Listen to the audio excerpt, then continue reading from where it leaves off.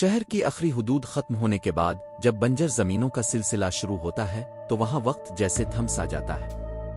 کالا گاؤں کے مضافات میں واقع وہ حویلی محض ایک عمارت نہیں تھی بلکہ ایک زندہ آسیب تھی جو دہائیوں سے کسی تازہ شکار کی منتظر تھی۔ ارسلان، حماد، زبیر اور فواد جب اپنی جیپ سے وہاں اترے تو شام کے سائے طویل ہو رہے تھے۔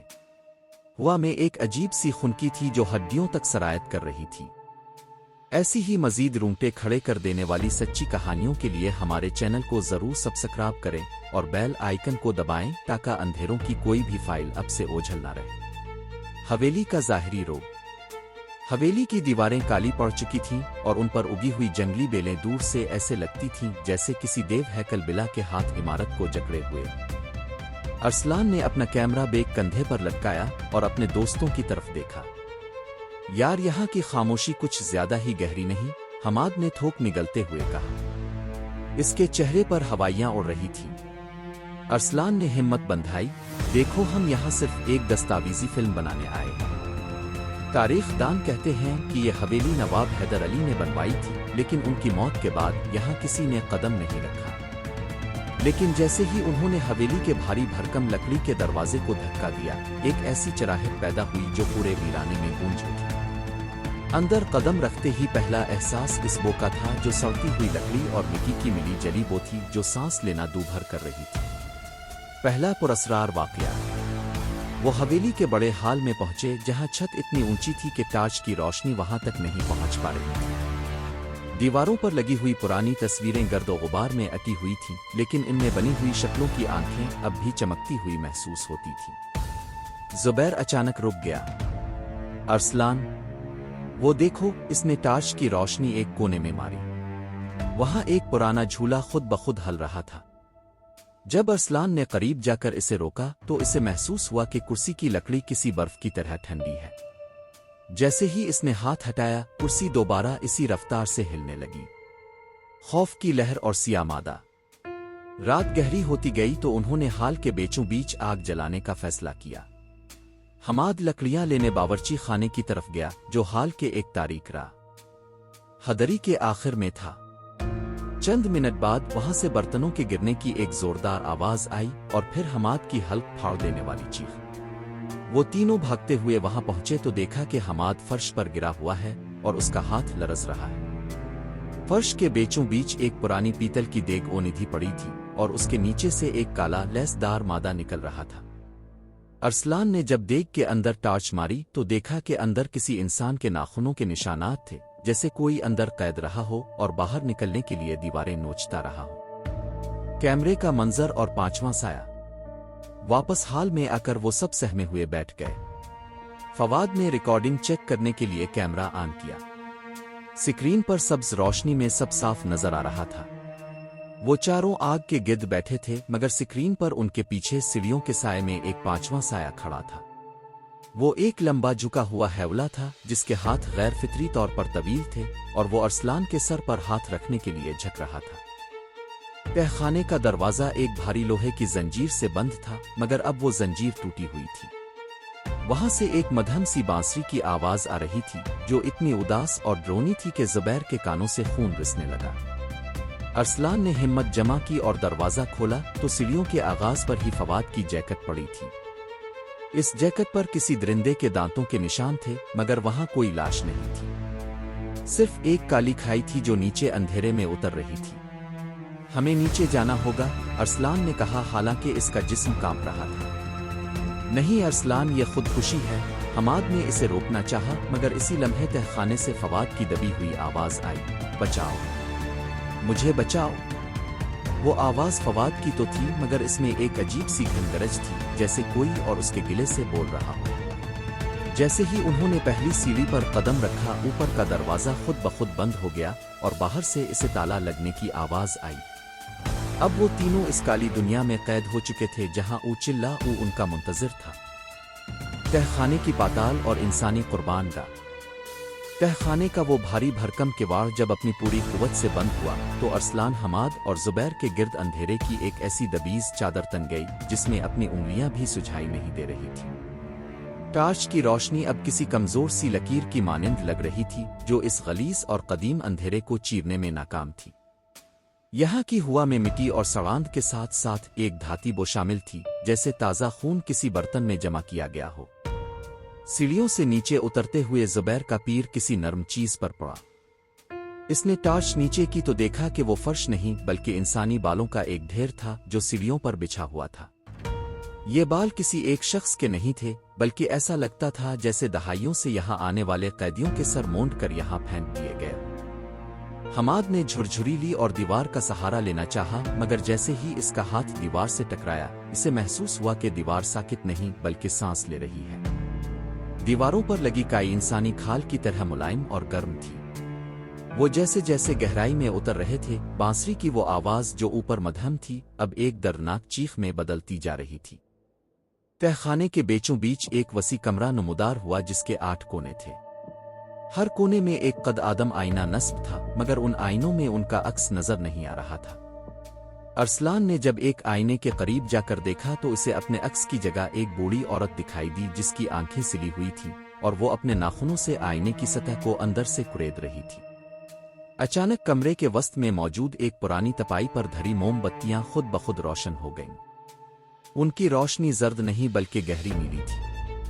इसी नीली रोशनी में उन्होंने देखा कि फवाद कमरे के छत से उल्टा लटका हुआ है। इसके हाथ पांव बंधे हुए नहीं थे, मगर वो किसी मकनातीसी कुव्वत की वजह से हवा में मुअल्लक था। इसकी आंखें खिली थीं, मगर उनकी पुतलियां गायब हो चुकी थीं और सिर्फ सफेदी बाकी थी।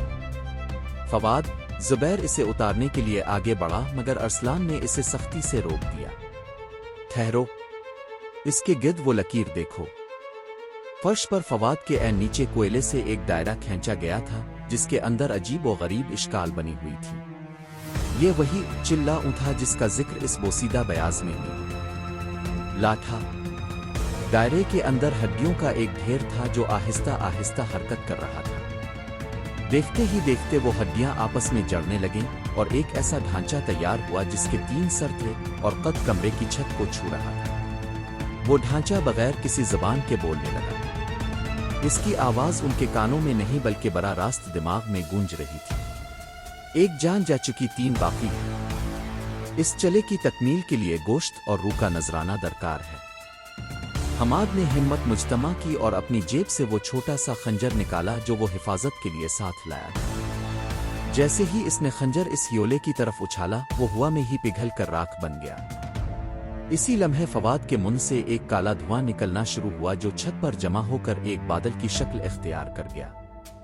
इस बादल से इंसानी चेहरे उभर रहे थे और गायब हो रहे थे। ये इन लोगों की रूहें थीं जो इस हवेली में इससे पहले हलाक हुए थे। अचानक इन 8 आईनों से एक साथ कहकहों की आवाजें आने लगीं। वो बूढ़ी औरत जिसकी आंखें सिली हुई थीं आईने से बाहर निकलने लगी। इसके हाथ अब आईने की सतह से बाहर निकलकर ज़ुबैर के गिले की तरफ बढ़ रहे थे। ज़ुबैर साकित खड़ा था जैसे किसी ने इस पर सिहर कर दिया हो। अरसलान ने इसे झंझोड़ा, मगर ज़ुबैर के जिस्म से गोश्त गायब होने लगा था और सिर्फ हड्डियों का ढांचा बाकी रह रहा था। भागो, यहां से निकलने का कोई रास्ता तलाश करो। अरसलान चलाया, मगर दरवाजा अब गायब हो चुका था और वहां सिर्फ हमवार दीवार बाकी थी। वो इस 8 कोने वाले कैद खाने में महसूर हो चुके थे जहां मकतूलीन की रूहें उनके जिस्मों पर कब्जा करने के लिए बेकरार थीं। दीवारों से अब वही काला मादा रंसनी लगा था जो उन्होंने बावर्ची खाने में देखा था, मगर अब उसकी मिकदार इतनी ज्यादा थी कि वो उनके टखनों तक पहुंच रहा था। इसी दौरान फवाद का लटकता हुआ जिस्म आहिस्ता आहिस्ता नीचे आने लगा, मगर जब उसके पांव जमीन से लगे तो वो फवाद नहीं था बल्कि वही नोकीले सींगों वाली मखलूक थी जिसने फवाद का रूप धार लिया था। इसने अपनी लंबी जुबान बाहर निकाली और अरसलान के माथे पर लकीर खींची। अरसलान को ऐसा लगा जैसे किसी ने दहकता हुआ कोयला इसके दिमाग में रख दिया हो। तहखाने की जमीन अब फटने लगी थी और नीचे से वो आग दहक रही थी जो ईंधन से नहीं बल्कि गुनाहों से जलती है। हमाद और अरसलान एक दूसरे का हाथ थामे इस मौत के रक्स को देख रहे थे, जबकि ज़ुबैर अब उन आईनों का हिस्सा बन चुका था। उनके सामने अब सिर्फ एक ही रास्ता था, आ तो वो इस चले का हिस्सा बनकर अपनी इंसानियत खो दें, आ फिर इस अबदी अंधेरे में हमेशा के लिए दफन हो जाएं। सिया आईना और रूहों का रक्स। तहखाने की दीवारें अब तेजी से सिकुड़ रही थी, जैसे वो पत्थर की नहीं बल्कि किसी देव हैकल जानदार के फेफड़े हों जो सांस ले रहे। ارسلان اور حماد جو اب اکیلے رہ گئے تھے اس کالے مادے میں گھٹنوں تک دھنس چکے تھے۔ زبیر اب ایک یاد بن چکا تھا، اس کا عکس ان 8 آئینوں میں سے ایک میں قید ہو گیا تھا جہاں وہ بے بسی سے شیشے پر ہاتھ مار رہا تھا مگر اس کی آواز باہر نہیں آ رہی تھی۔ اچانک وہ 8 آئینے گردش کرنے لگے، ان کی رفتار اتنی تیز تھی کہ ایک چکرا دینے والا بھنور پیدا ہو گیا۔ جب گردش تھمی تو وہ تہ خانہ غائب ہو چکا تھا اور ارسلان نے خود کو حویلی کے اس شاہی دربار میں پایا جہاں وہ سب سے پہلے داخل ہوئے تھے۔ مگر اب وہاں منظر بدل چکا تھا۔ جھاڑ فانوس سے انسانی ہڈیوں کے ڈھانچے لٹک رہے تھے اور کرسیوں پر وہ سائے بیٹھے تھے جن کے جسم نہیں تھے، صرف خالی لباس استادہ تھے۔ حماد اس کے ساتھ نہیں تھا۔ ارسلان نے چیخ کر اسے پکارا مگر اس کی اپنی آواز دیواروں سے ٹکرا کر ایک بھیانک قہقہے کی صورت میں واپس آئی۔ اس دربار کے آخر میں ایک بہت بڑا اوسیا آئینہ او نصب تھا جس کی سطح پارے کی طرح لرز رہی تھی۔ اس آئینے سے ایک نحیف اور لرزتی ہوئی آواز آئی، ارسلان ادھر آؤ، دیکھو تمہارا انتظار ہو رہا ہے۔ ارسلان کے قدم خود بخود اس آئینے کی طرف بڑھنے لگے۔ وہ رکنا چاہتا تھا مگر اس کے پاؤں اس کے اختیار میں نہیں تھے۔ جیسے ہی وہ آئینے کے قریب پہنچا اس کی سطح شفاف ہو گئی۔ آئینے کے اندر اسے حماد نظر آیا جو ایک بنجر زمین پر بھاگ رہا تھا اور اس کے پیچھے وہی 3 سروں والا ڈھانچہ لگا ہوا تھا۔ یہ کوئی عکس نہیں تھا بلکہ ایک دوسری دنیا کا دروازہ تھا۔ آئیے کے اندر سے ایک ہاتھ باہر نکلا۔ یہ ہاتھ انسانی نہیں تھا، اس کی انگلیاں غیر فطری طور پر لمبی تھیں اور ناخنوں کی جگہ خنجر جیسے تیز دھار آلات تھے۔ اس ہاتھ نے ارسلان کا گریبان پکڑا اور اسے ایک جھٹکے سے آئینے کے اندر کھینچ لیا۔ ارسلان اب ایک ایسی جگہ تھا جہاں آسمان کا رنگ خون جیسا سرخ تھا اور زمین پر مٹی کی جگہ راکھ بچھی تھی۔ یہاں وقت کا کوئی تصور نہیں تھا۔ اسے دور ایک مینار نظر آیا جس پر لگی گھنٹی خود بخود بج رہی تھی اور ہر ضرب کے ساتھ فضا میں ایک ارتعاش پیدا ہوتا تھا جو ارسلان کے پورے جسم کو لرزا دیتا تھا۔ وہاں اسے حماد ملا مگر حماد کی حال تے دیکھ کر ارسلان کی چیخ نکل گئی۔ حماد کے جسم پر جابجا وہی اشکال کندہ تھی جو انہوں نے چلے کے دائرے میں دیکھی تھی۔ ارسلان یہ چلا ہم سے ہماری یادیں چھین رہا ہے، حماد نے روتے ہوئے کہا۔ مجھے اب اپنی ماں کا چہرہ یاد نہیں آ رہا، مجھے اپنا نام بھول رہا ہے۔ یہ اس چلے کا سب سے خوفناک پہلو تھا، یہ صرف جان نہیں لیتا تھا بلکہ انسان کی شناخت اور اس کے وجود کا ہر نشان مٹا دیتا تھا۔ اچانک فضا میں سینکڑوں روحیں نمودار ہوئیں جو ایک دائرے میں رقص کرنے لگیں۔ ان کے پیر زمین سے نہیں لگ رہے تھے اور ان کے منہ کھلے ہوئے تھے جیسے وہ ابدی پیاس کا شکار۔ ان روحوں کے درمیان وہ عیسیہ روح نمودار ہوئی جس کا ذکر ڈائری میں تھا۔ اس کا کوئی چہرہ نہیں تھا، صرف 2 دہکتے ہوئے انگارے تھے جہاں آنکھیں ہونی چاہیے۔ اس نے اپنا ہاتھ فضا میں بلند کیا تو حماد کا جسم ہوا میں معلق ہو کر پھٹنے لگا۔ ارسلان نے اسے بچانے کے لیے دوڑ لگائی مگر ہر قدم پر زمین ایک کھائی میں بدل جاتی۔ تمہارا دوست اب اس چلے کا ایندھن بن چکا ہے، وہ کالی رو کڑک دار آواز میں بولی۔ اب باری تمہاری ہے تاکہ یہ عمل جو صدیوں پہلے ادھورا رہ گیا تھا مکمل ہو سکے۔ ارسلان نے محسوس کیا کہ اس کے اپنے ہاتھ بھی اب دھواں بن رہے تھے۔ اسے سمجھ آ گیا کہ یہ جگہ کوئی مادی دنیا نہیں بلکہ وہم اور سحر کا ایک ایسا جال ہے جہاں خوف ہی اصل طاقت ہے۔ اس نے اپنی آنکھیں بند کر لیں اور ان تمام یادوں کو ذہن میں لانے کی کوشش کی جو اسے عزیز تھی۔ جوں اس نے اپنے خوف پر قابو پانے کی کوشش کی وہ سرخ آسمان اور روحوں کا رقص دھندلا ہونے لگا۔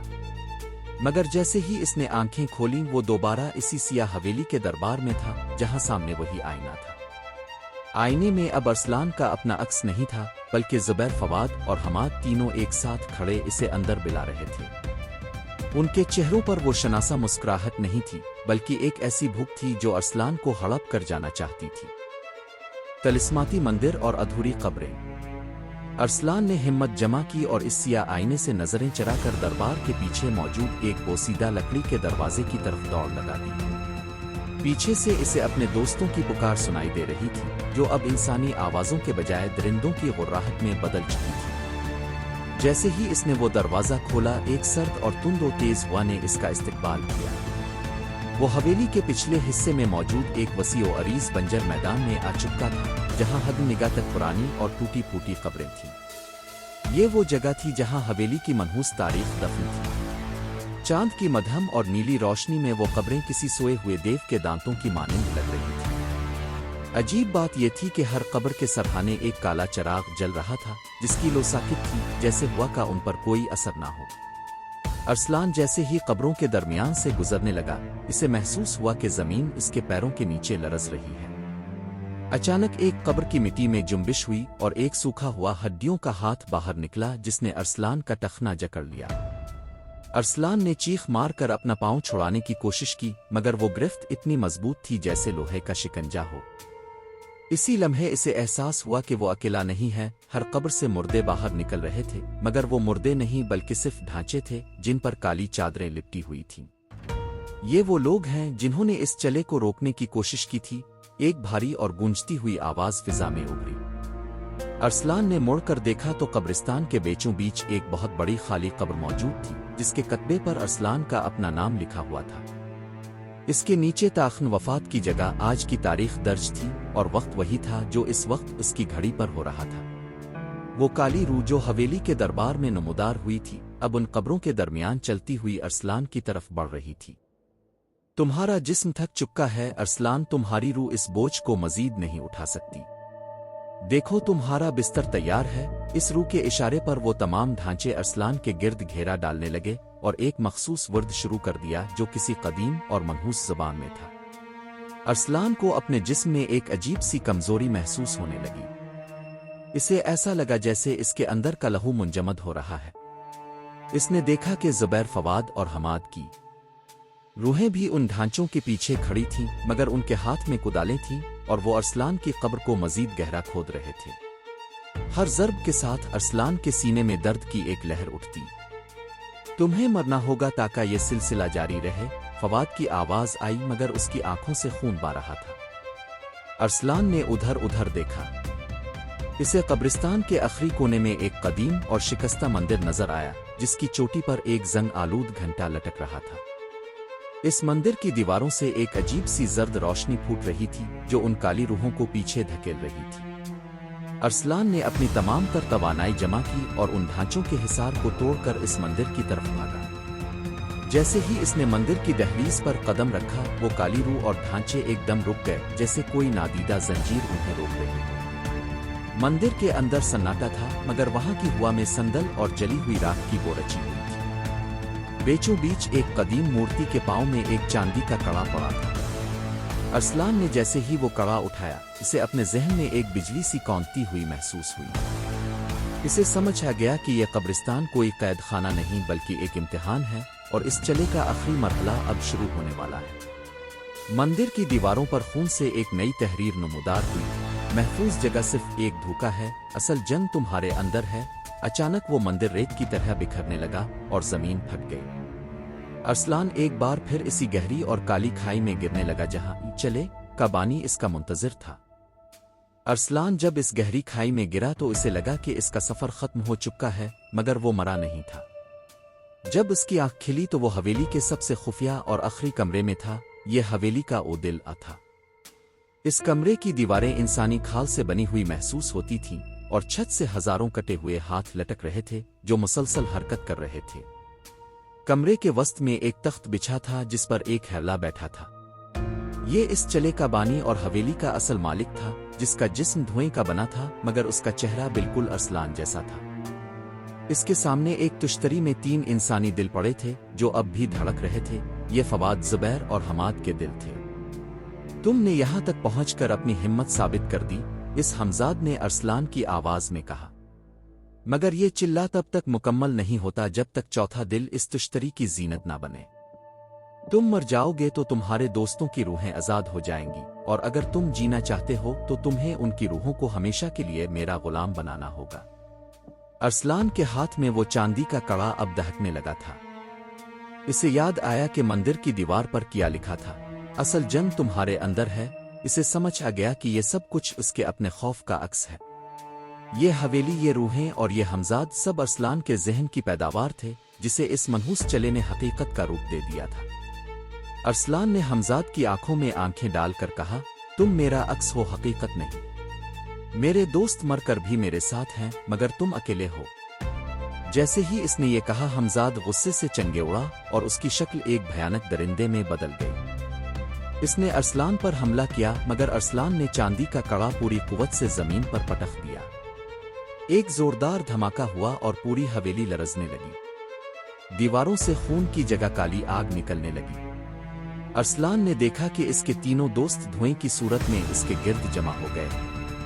انہوں نے ارسلان کو سہارا دیا اور اسے اس کمرے سے باہر کی طرف دھکیلا۔ حویلی کی دیواریں ریت کی طرح گر رہی تھیں۔ وہ کالی روح اور حمزاد اس آگ میں جل کر راکھ ہو رہے تھے اور ان کی چیخوں سے آسمان لرز رہا تھا۔ ارسلان جیسے ہی حویلی کے بیرونی پھاٹک سے باہر نکلا، سورج کی پہلی کرن نمودار ہوئی۔ اس نے موڑ کر دیکھا تو وہاں کوئی حویلی نہیں تھی، صرف ایک پرانا کھنڈر تھا جہاں سبھی اوہے سے کوئی نہیں آیا تھا۔ اس کے ہاتھ میں اس کے دوستوں کی وہ یادیں باقی تھیں جو اس نے چلے سے چھین لی تھی۔